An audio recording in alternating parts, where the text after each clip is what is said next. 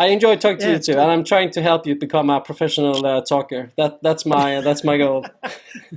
I hope that happens too, man. I mean, that's the plan, professional talker.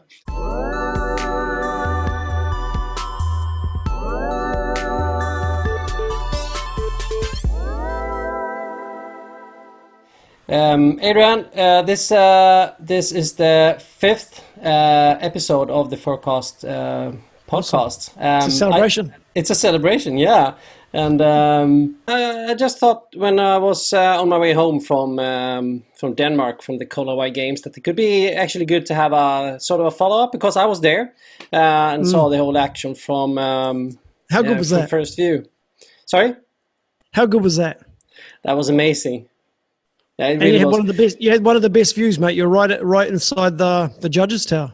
Yeah, it was really. I mean, I couldn't ask for a better location. However, I had the whole judges team in front of me, and I had my eyes on my computer most of the time. So, to be honest, I missed quite a lot of the action going on. But of course, I mean, especially when we had the heats with 3 riders in it.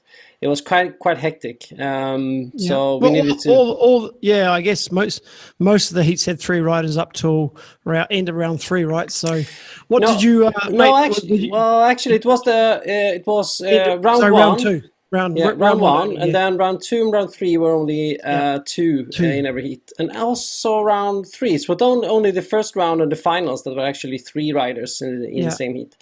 Mate, how did you feel, mate, having sort of been responsible for the, let's say, the scoring system? Did you feel some pressure? I know that you and I spoke the day before, and you were feeling fairly confident, mate. But was there a bit of pressure?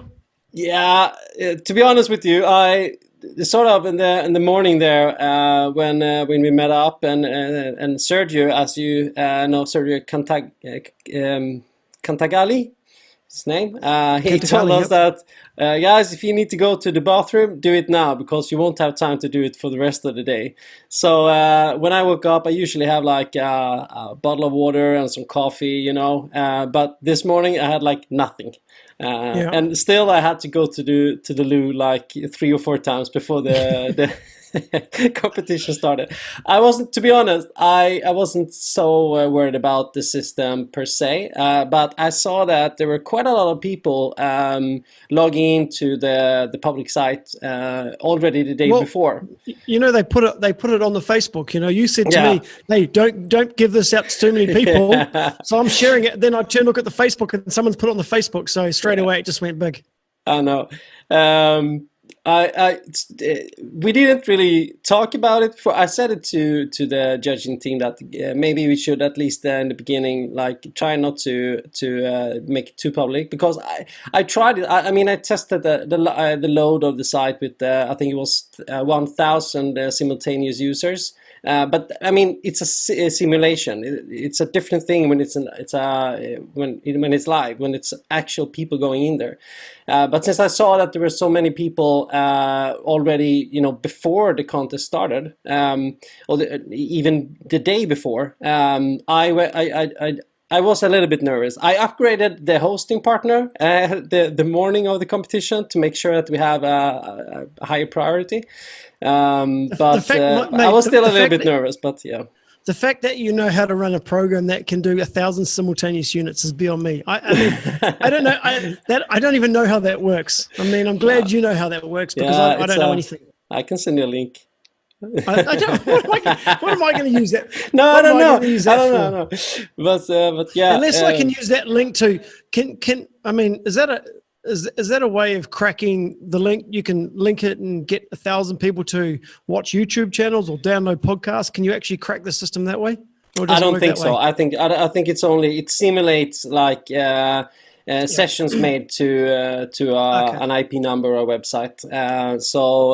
Yeah, but I wasn't. So I was pretty confident with the system, like doing what it should. But we didn't have really time to, since we arrived, Saturday evening. We had a riders meeting, and then Sunday morning we were supposed to run the competition. One of the judges didn't arrive until after the riders meeting on Saturday, so we had to go through the system on Sunday morning, the day of the competition. So the only thing I was a little bit concerned about was if the judges really knew how to work with the system, and also, of course, if the interfaces with the iPads and no iPad was out of battery or whatever. So small things, and it was, to be honest, quite hectic with round one, 3 riders per heat, and there were a lot of scoring made a little bit wrong from the judges. I saw changes and corrections happen throughout the day.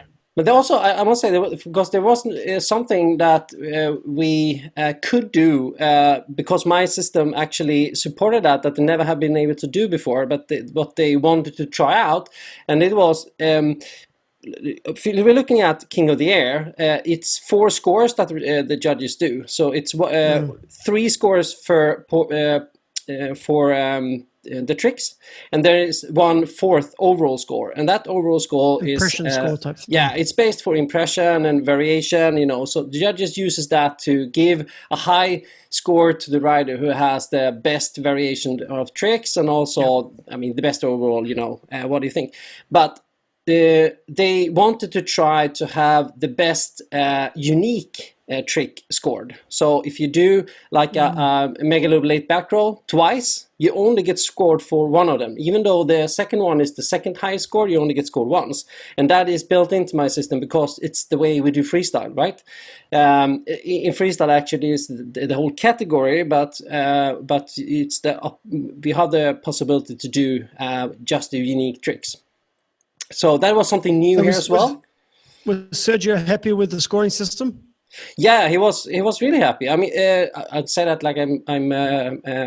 I'm surprised by it, but he was really happy, and it's really fun to sit down with him afterwards and actually talk to him and see how satisfied he was with the whole competition, and with the scoring system and the way I worked as well, because I had the role not only looking at making sure that the scoring system was working correctly, etc. I also started heats and started countdowns, and I confirmed the heats together with Alex, who was the head judge. I'm not sure how to pronounce his last name. Vliga. Alex Vliga. Exactly. So we were teamed up in the judges' tower. So during the heat, he was looking at the tricks, and he was helping, because since we were doing unique tricks as well, you needed to have we had 2 or 3 guys who were naming the trick of each rider. So you had it wasn't me, but one guy had the red rider, one had the blue, and one had the gray rider. And they were naming the trick. So that's why also you saw the scores change a little bit, because if the judges do a score, and then it's a second mega loop late back roll, and then as soon as the trick namer enters that trick, then the score disappears again, because you already had that. So that's why it went a little bit up and down as well. But Alex, he looked after the trick callers and also talking to the judges when it comes to a little bit of the scoring, if there was any questions there. And then when we started and stopped the heats, he and I were sitting together and making sure everything was correctly. So yeah. I had one of the best seats. That's why we started, but I didn't see too much of the competition. Yeah, the second half of the competition, I was a bit more, calm, and I can actually enjoy myself a lot more, and I can look at the competition a bit more. You probably had a better seat than us. We had two main feeds, one off Ruben's DJ desk, which was a bit sort of straight on, which was actually okay, and then you had Michael from running off his Instagram, and also off the Cold Hawaii Instagram. He was sitting a little bit further along the rocks, where the guys are sort of more parallel to him. So people were flicking back and forth between those two feeds, but I think the scoreboard was great. It was a great way to keep up, and some close heats. I mean, I think even like if we're looking at the second heat straight off with Steven Akersdijk, Klein, and Barner was just a real close heat straight away. Close. But I mean, it was just great to see competitive riding again, and fantastic to see the young guys do well. I mean, I think Jamie Overbeek really stood up, being only a 14-year-old.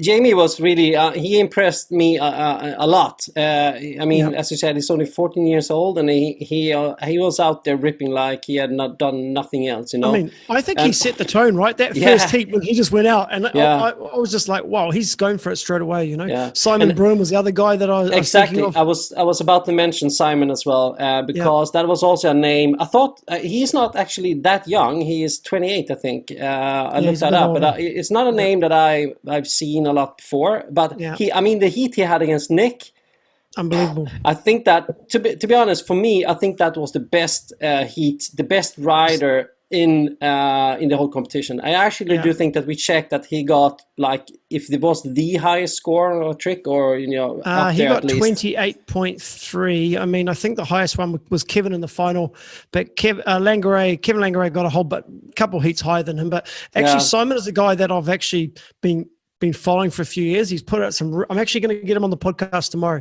So he'll be out on the podcast probably before this comes out. But Simon is been putting out some unbelievable edits for for King of the Air actually for the last couple of years. And I want to ask him tomorrow if he thinks that this is the type of thing that will push him over to the next stage, because he isn't one of the younger guys, but he is incredible rider. I think he probably rode his final, but again, I think he ran into Stig, but I think he rode against Stig a bunch of times. I think him and Stig rode in Heat 4. They rode about three times together. So again, that was a super close semi-final between him and Stig. So he could have been there or thereabouts. You know, obviously Stig went through to the final, which was great to see. But mate, I think Jamie Overbeek stole it for me though. Just being 14, being out there, you know, just riding so well and pushing hard, you know. Yeah, for me too. I mean, I have heard about Stig before from your podcast, and also from seeing his the video he put out with when he was riding against the real Stig in the car. Yeah, that was cool. And it was really cool. I can recommend watching that if you haven't seen it. I will link it below as well. So I knew his name, but I've never seen him ride in that. And he was such a. I mean, he was calm. He was professional, and he enjoyed it. You know. So yeah, Stig was also one of the guys that I was. It was really fun to see, you know, and I mean, a lot of the sort of Nash guys were picking Cohen, but I mean, they actually unfortunately had to ride against each other, and again, another very, very close heat. Yeah. But look, I mean, the bottom line is, look, the big guys, Kevin and Lassie were there, right? I mean, I think if Kevin and Steven Akersdijk didn't have to ride together, I mean, Steven Akersdijk could have been there. It could have been those three guys in the final, right? But look, it just shows that even though we've got this young guard coming through and this changing of the guard, those boys are still at the top. I mean, how impressive was it for you to watch Kevin ride? You know, to seeing how big he goes and how smooth he is. I mean, it is still next level, right? It looks so amazingly effortless. You know, when they go out there and you see, I mean, I was out riding together with these guys, you know, the day before, and I was struggling to hit the kicker. I was struggling to get the air and everything. And I'm not saying I'm at their level whatsoever, but I'm a fairly decent kiter, you know. And then they go out, and I have a Jamie in front of me as well. It was like, okay, I'm boosting now. He's like, wow, that guy's twice the height, you know, up in the air than I am. He's only 14. And then seeing Nick and Lasse and another guy just going out there effortlessly up with the kite, going super high, doing that mega loop, taking their board off. You know, it was I do understand why they continuously are at the top of these competitions, because I mean, yeah, in some way it's so easy for them. I wouldn't say it is easy, but it looks so easy, and that's what makes the steez of it as well. Sitting there and watching them, fly is like, it's amazing. Same thing with Nick as well. I must say that Nick had a really tough heat against Simon. Yeah, he didn't have the best start, right? He got sort of held up a couple of times. There was a drone out there, and he sort of changed tack a few times. And I always say, look, if you get a good trick straight off, it really sets the tone for the heat. And I sort of felt like Nick sort of never got started. And we've seen that before. I mean, actually, if you think about the King of the Air, the final this year, final with Jesse. Jesse actually started with 2 crashes, which is really big to come back and get going again. Because once you get behind and the scores start building, I always talk about scoreboard pressure, right? Scoreboard pressure becomes the issue.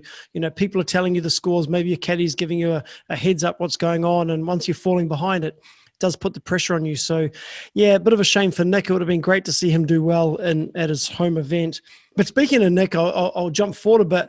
I saw you put a post up on your thing of Nick climbing up on the rocks. I think that's the most likes you've ever had on one video ever, right? Exactly. I didn't exactly know what happened, because I posted things before, and all of a sudden I get, I don't know how many hundred likes, and I think it's like 18,000 followers. 18,000 views. Exactly, and it amazes me how the algorithm works in like Instagram, etc. I had the same tags, the hashtags and everything as I usually have, but all of a sudden I get a lot more views and a lot more likes, and so it was a good post for my Instagram account for sure.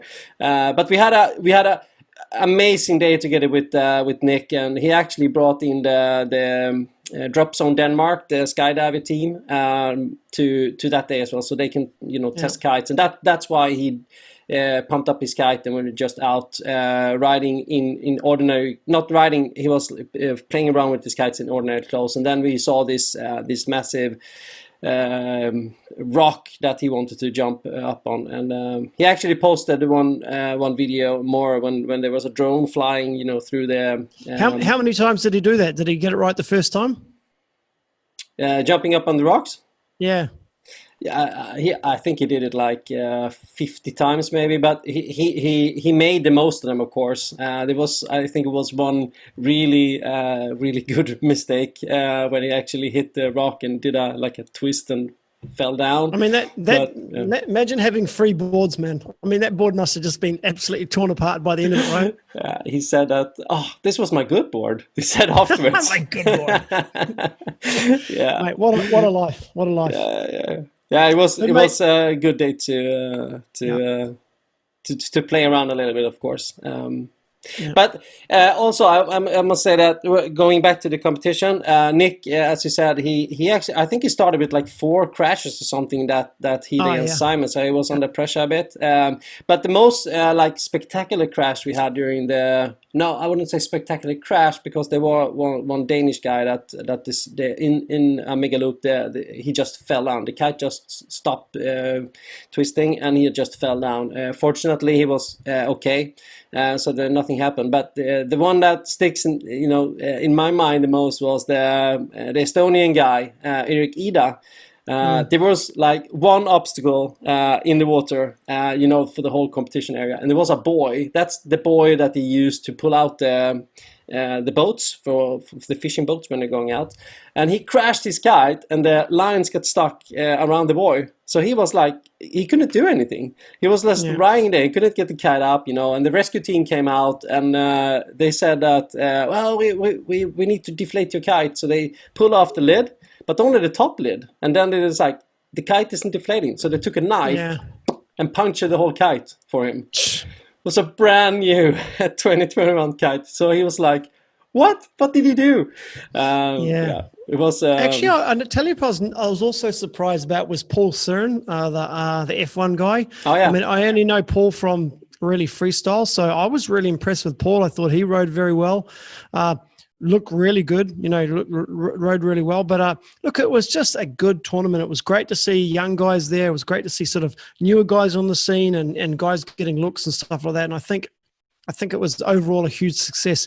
Did you actually have the opportunity to stay for the rest of the week of the Cold Hawaii event, and what else sort of happened there? Because it wasn't just kiteboarding, there was a whole bunch of other stuff. Did you stay around and witness some of the other stuff happening? No, actually, we stayed around, but we had we when they planned the whole event, the whole Big Air competition, they weren't sure exactly which day, of course, we would have wind.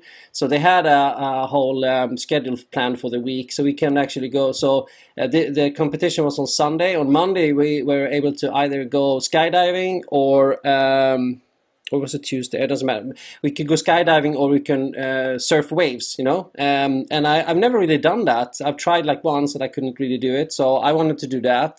So I went for that the whole day. And then we had a bunch of the day with Nick, for example, etc. So we had a lot of things that we wanted to do, and it wasn't that clear, you know, where the other competitions were. So we saw a little bit of the windsurf, the youth competition at a distance, but yeah, we decided to have fun instead. I went home on Thursday, I think, because we had wind on Wednesday. So we stayed for that. I mean, overall, they must have been wrapped with the kiteboarding, right? It must have been a huge success for them. Oh yeah, I think so. I'd be surprised if they didn't want to have it next year as well. Yeah. I was looking a little bit forward to seeing the skateboarding competition, but you know, they were like spread out in different areas as well. So I don't know exactly where they were. I didn't have my own car either, so I had to tag along with the other guys. Yeah, we just went where we wanted to have some fun, and I can recommend everyone going to. I now understand why they call the whole area Cold Hawaii, because it was such a like a surf feeling of the whole place. You know, every house had like a surfboard or a billabong, a rip curl sticker on it, and the gates were like old surfboards, etc. And the mentality of the people. It looks miserable up there. Yeah. I mean, it was supposed to be autumn, but everyone was like dressed like they were. Everyone was dressed for like 5 degrees. Yeah, but it was the windy day, so you saw the only really cold day, and especially when there were like the cold winds running from the sea. But the other days we were like going with only board shorts and flip flops. You know, it was amazingly hot and just a good place to hang out for a couple of days. I really enjoyed it. I must say, I really enjoyed it. So who else impressed you of these riders, man? We spoke a little bit about Jamie. Who else? And yeah, to be honest, most of the guys. I was really impressed to see, because I saw a picture on Instagram from the Estonian guy Erik, and he had a picture from one side. He was really focused on the mission or the heat, starting the heat, and then it was from the other side, and he was looking at Lasse Walker. He was like, this is the moment you realize you're going up against Lasse Walker in a competition. And you know, all these young guys, they must have felt that. It wasn't like one of the pro riders, it was many of them. So I was impressed by the level of these young guys as well. And most of them performed really, really well. And there must have been a lot of pressure on them. And new spot, you know, it's not Cape Town winds there. It's not that dense. It's not that more gusty, you know. What did you actually get the wind measured at? I mean, everyone was saying it was 30 knots. It was a strange spot, because on the inside from the bay where we're looking out, looks really flat. It doesn't look like it's windy. No. But then obviously it goes out and gets really windy. What was the sort of wind speeds through the day? Because we never really got any official word on what the wind got up to. No, I would say that it was like an average 28 maybe knots. It was gusting up 35, I think. We had the forecast saying that it would actually drop down to 20 knots later in the evening, but we had solid winds up until the finals at least. And I was actually out riding after the competition as well, and after the prize ceremony, and I was pretty lit on my 9, so it was good winds. I must say, it was we had fortunate that day. One thing that is very unfortunate is that Tom Bridge, he hurt himself just a few minutes before his first heat. I would love to see him. How did he do that? I think he's in boots. Yeah, he was doing something on the beach. I think it was when he launched or whatever, and he was like, he twisted his knee in some way. He was walking afterwards, so he was okay, but dislocated his kneecap. Yeah, was that what he said? Yeah, he told me. Yeah, yeah. But he wasn't, as far as I know, it wasn't even on the water. He was like on the beach before because I saw him. He was riding before the competition. He was like warming up a bit, and then when the competition started, he wasn't there on the water, or maybe he went out and then went back in or something. It was he didn't get a trick in at least that he can score. Got 0, which is a bit of a shame. Yeah, but it's. But what do you think about it? I mean, you saw that you had. Rubens live stream and Mikkel Hansen, the Danish guy.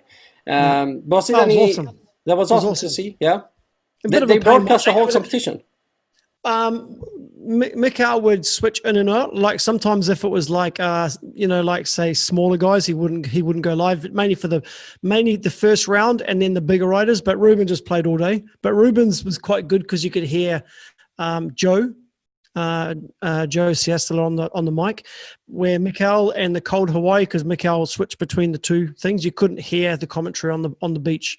So it was interesting. You go between both. I just flick back and forth depending on what was happening. But mate, it was good. I mean, it was an enjoyable experience for us.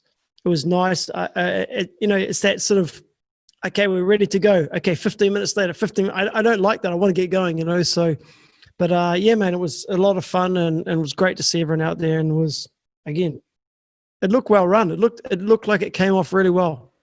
Do you think we will see this next year again? Absolutely. Absolutely.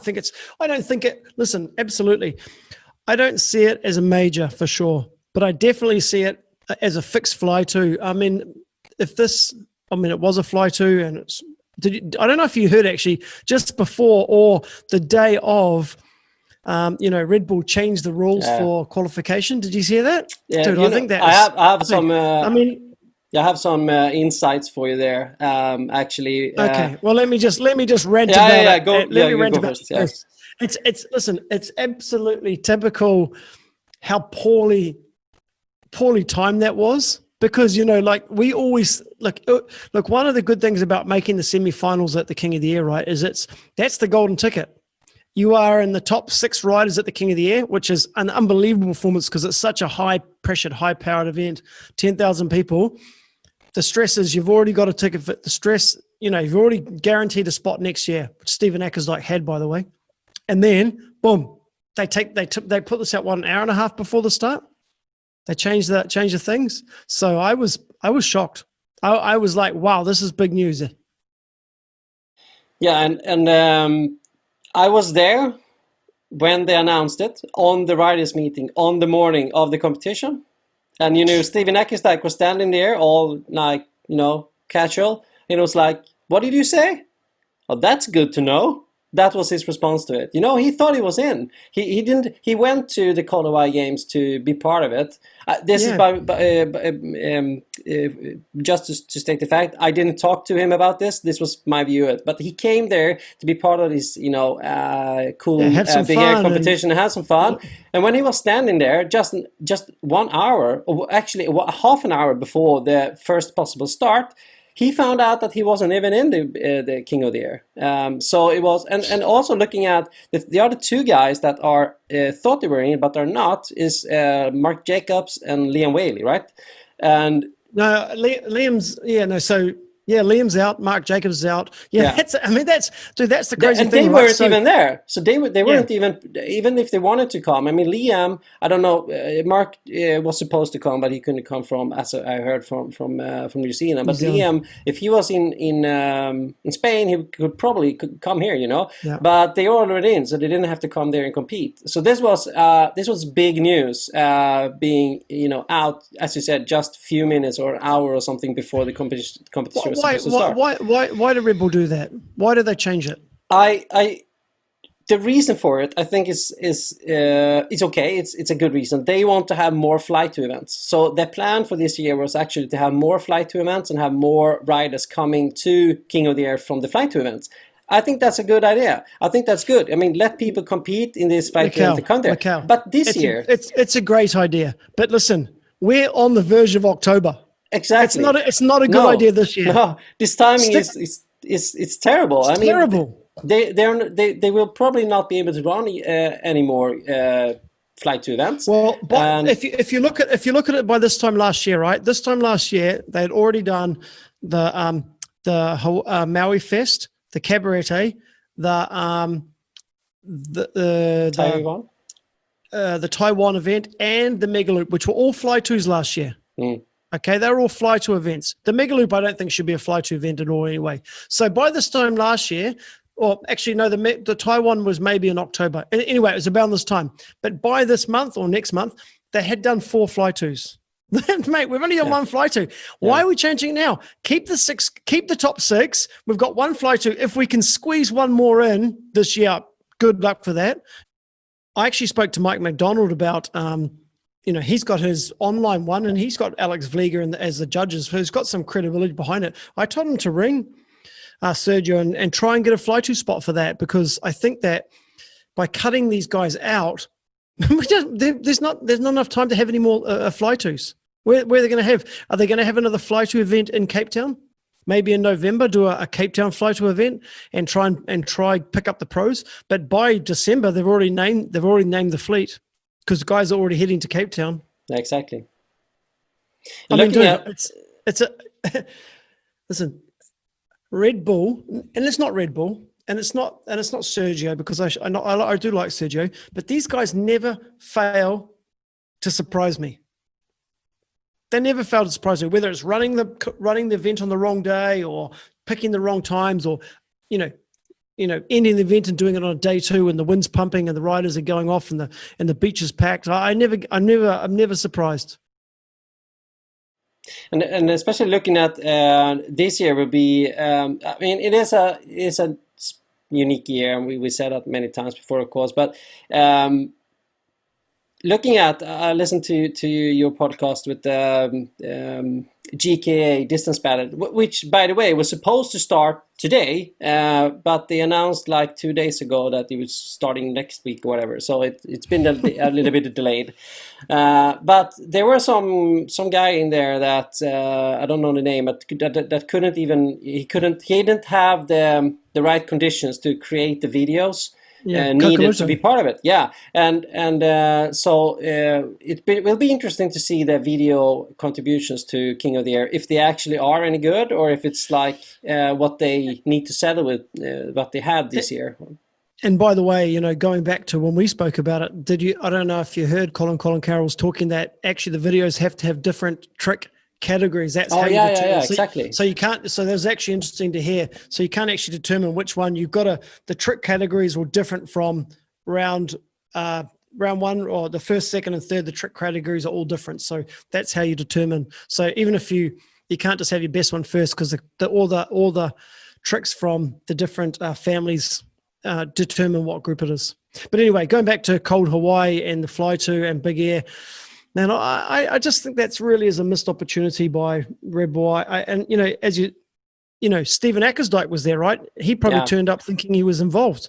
Exactly. Yeah, he was surprised with the news. I think we all were. I didn't expect that. I mean, we saw that coming to the competition, we had 2 of the best riders, Nick and Steven. They were already qualified, so they wouldn't care too much if they won. Of course, Nick, being his home turf and everything, he just wanted to be there and see that it was a good show, but then this came from the news came to Steven, and I think that must have been tough for him, right? Finding that out on the beach in his wetsuit, like in half an hour before the competition starts. It's absolutely. I think that's probably, and he probably came up there thinking, let's have a good run. Let's let these young guys have get some valuable experience, some valuable sort of kite time. And then now he's up against it. And, listen, he was riding so well, but he ran into Kevin. And unfortunately, Kevin got the better of him in that in round 3 there, you know? Yeah. Which is a bit sad. But to be honest with you, we talked about this and with the guys I was living with and traveling with, and we said that most likely these guys will be in either way. They will be able to produce some video that is good enough to be able to get a spot in the King of the Air. But it's just as you said, bad timing, and I mean to change the whole thing now in, as you said, in September, almost coming into October.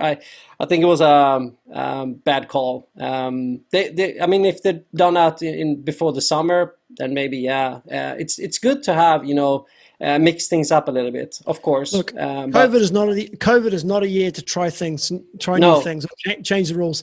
You know, when you do it, you do it at the riders' meeting. Say, guys, this year at the riders' meeting, we're going to be changing the qualification for next year. If you make the final, you get automatic qualification. You tell that on the day. You don't celebrate. You don't let guys celebrate that they're in for next year, and then 6 or 7 months down the line, flip the journey on them. 3 months out. Now these guys actually got to start thinking about making videos. I mean, actually, to be honest, most of the guys who want to get into King of the Air now are already starting to think about getting their video footage for a December entry, because open come November, the doors open, the things open. We're only talking 6 weeks out from when the video entries start opening, so guys are going to have to start getting filming. I don't know if you heard when I spoke to Sam Light, ages ago. Sam was saying that he was almost prepared to jump on a plane, because his sister works with BA, I think, fly to Cape Town if the storm's coming, record for a week to get the footage, and then come back and then edit it and send in his entry, because he would be prepared to go and do that for an entry. So guys are thinking already about Cape Town, thinking about King of the Air 2021, if it happens. All that's been advertised. Yeah, exactly. That was also a big discussion, of course, in Denmark, in Hawaii, at the spot, if there will actually be a King of the Air as usual this year. I'm hoping it will be, and looking at how things are now, it's promising. But you're starting to see, actually, just the day before the competition, I think they increased the restrictions in the Copenhagen area.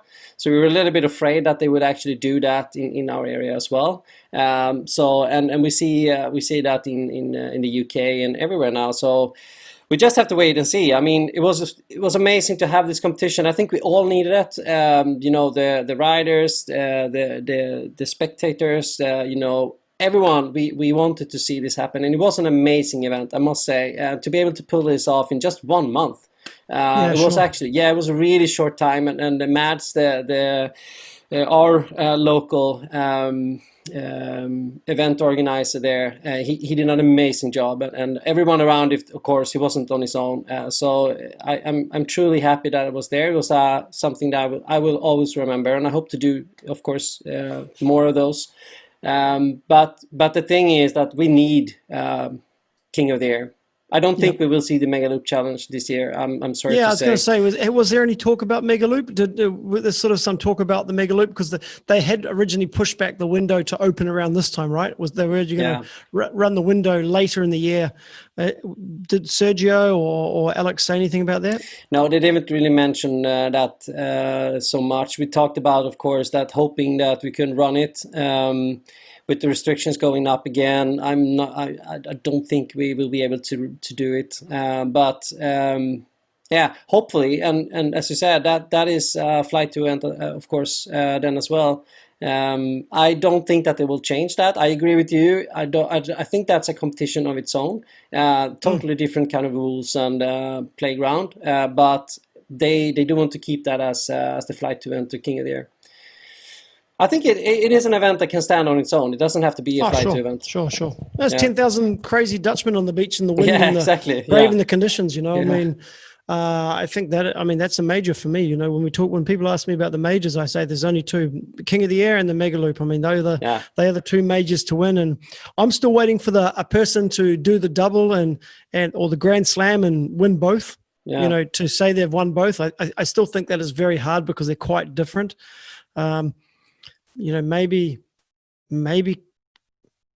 I don't know. It's a tough one. I don't think that condition is built for like a Jesse or or a Kevin. We've seen those guys. We've seen Kevin struggle at the Mega Loop last year, and I think you need to be a little bit more because it is just Mega Loops, and where Jesse picks up a lot of scores on his variation.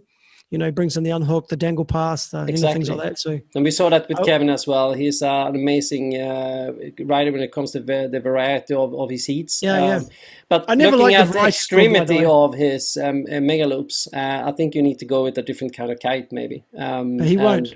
No, I know. He doesn't have a choice. No, that's what I think. He's got the supermodel. Yeah, exactly. You're not switching but even at the last King of the Air, last Mega Loop, he rode the pivot, which was bucking the trend, because a lot of guys have gone back to sort of sea kites on that, or not, maybe sea hybrids, But I think we can see like Liam or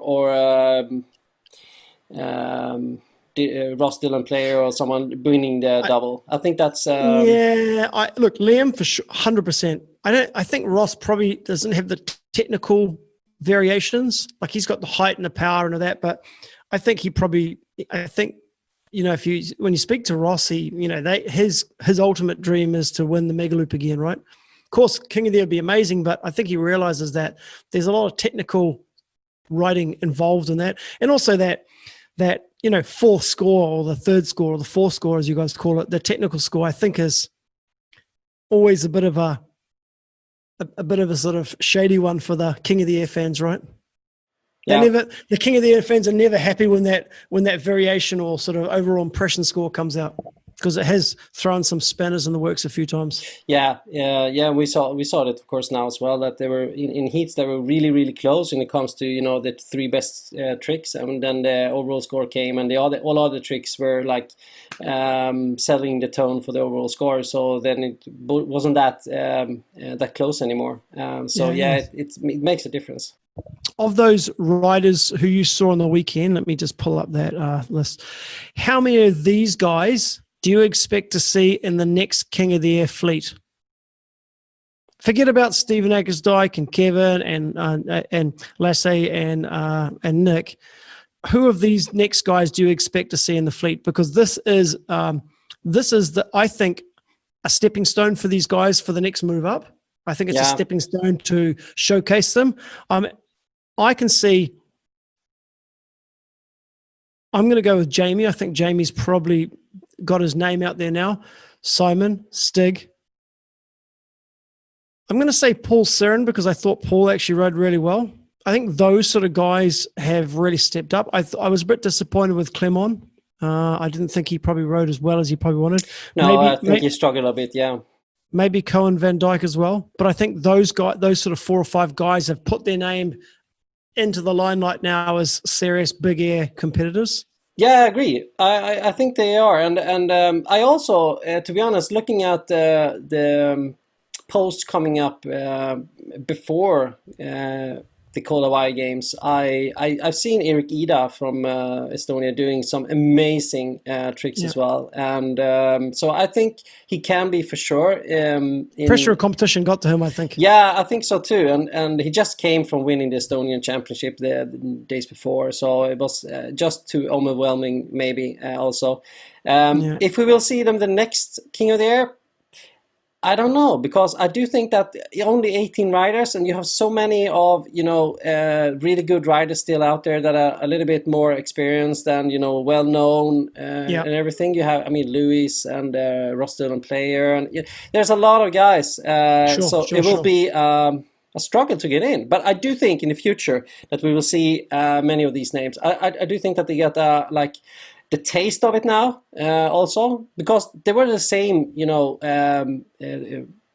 competition management, judges, everything from King of the Air. So it was like a little bit of a mini King of the Air, if you could say that. And also they got to hang out with these guys, So now they know them, and the riders and the ones that will score the videos, they also know these guys now. So I do think that will help a little bit. For me, it 100% is competition time.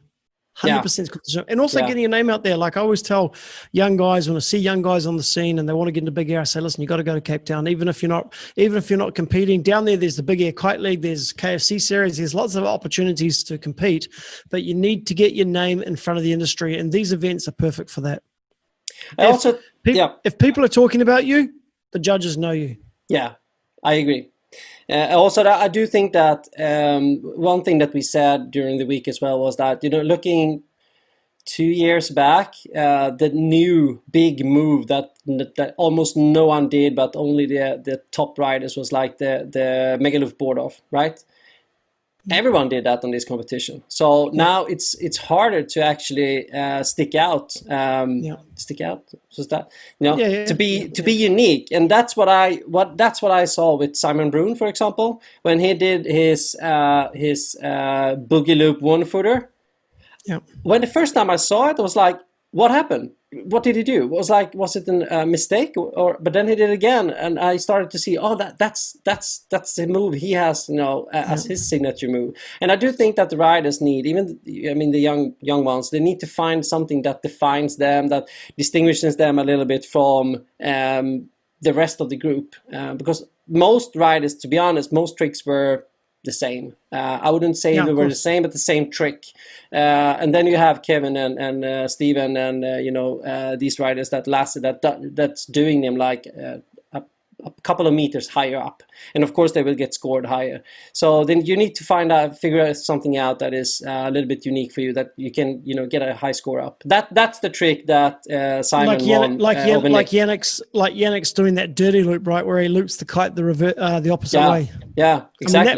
That must be terrifying because the kite's you actually free fall even further, right? Because the kite's actually going down rather than going up over the loop first. Yeah.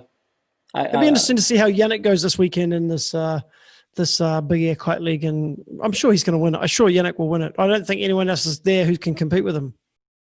Do you have something more to add before? No, that's it. I only ever watch it on YouTube. It goes out as a podcast as well, right? Yeah. I like the YouTube angle, but I only ever see the YouTube ones. I never listen to the audio version.